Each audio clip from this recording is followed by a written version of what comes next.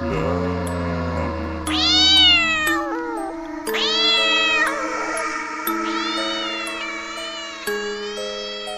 إسلام إسلام انت لا تنسى. أهلا وسهلا بكم محبي ومتابعي قناة حكاوي إسلام محمود. رجعت لكم بحكاية جديدة، بس قبل ما نبدأ ما تنسوش اللايك والاشتراك في القناة علشان نكمل سوا ونوصل الحكايات لكل الناس. تعالوا نسمع الحكاية. تعال احكي لك من غير مقدمات كتير. أنا اسمي مروان، واللي هحكيه لكم حصل معايا، أو بالأصح حصل مع سمر. سمر تبقى مرات أخوي الكبير أشرف، متجوزين من حوالي 2 سنين، وإحنا ساكنين كلنا في بيت عيلة. زي أغلب بيوت الصعيد الدور الأرضي بيبقى للأب والأم، وباقي الأدوار بتبقى للأبناء. سمر كانت زي حجر الأساس في البيت، بنت أصول بتخدم الكل. كانت بتخدمني أنا وأمي زي أخوي أشرف بالظبط، وبتخدم بنتها كأنها أم وأب في نفس الوقت. كنت بعتبرها أختي اللي أمي مخلفتهاش.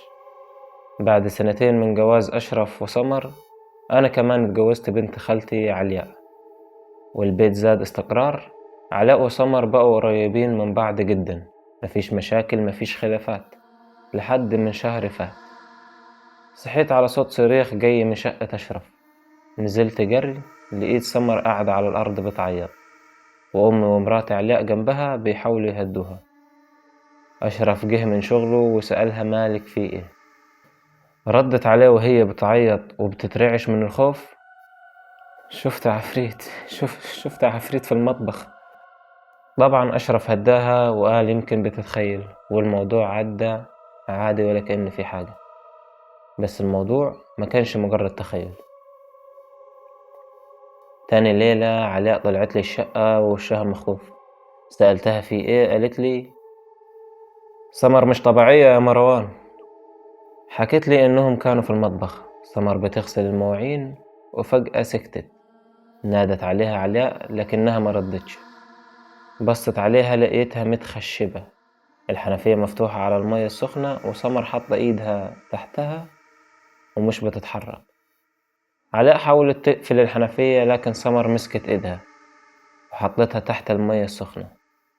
علاء صرخت وجريت. علاء قالت ان المطبخ كان مولع حرفيا من كتر السخونية. المواقف موقفتش لحد هنا.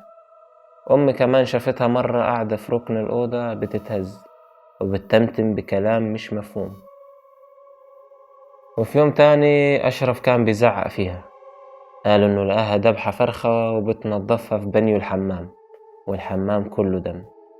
ولما سألها ضحكت، والضحك بتاعها فجأة اتحول لعياط. أنا كمان في الليلة دي شفت كابوس عمري ما انساه. شفت نفسي في الحمام وفجأة نافورة دم يطلع من البانيو، وصوت ضحك مش طبيعي، ضحك يخوف.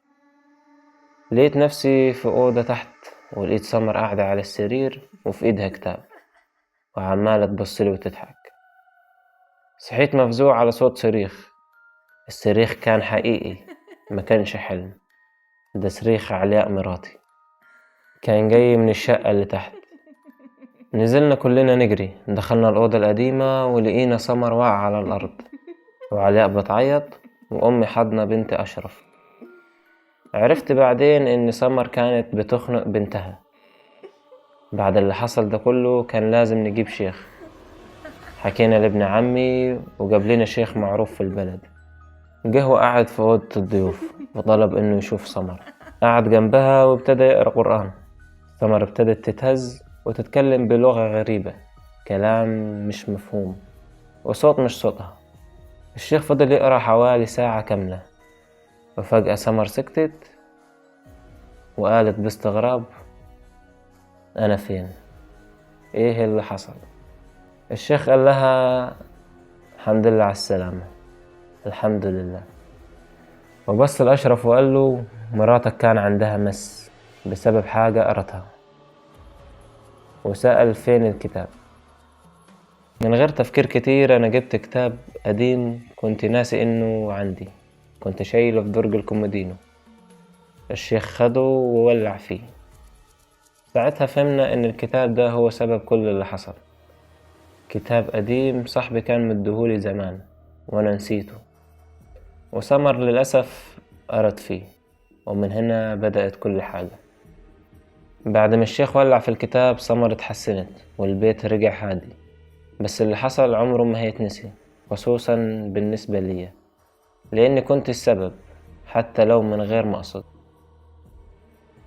الحكاية دي بتفكرنا بحاجة مهمة، وإن في حاجات ما ينفعش نقرب لها، وفي أبواب لما بتتفتح مش دايما بتتقفل بسهولة. كان معاكم إسلام محمود، ما تنسوش اللايك والاشتراك في القناة، واستنوني في حكاية جديدة.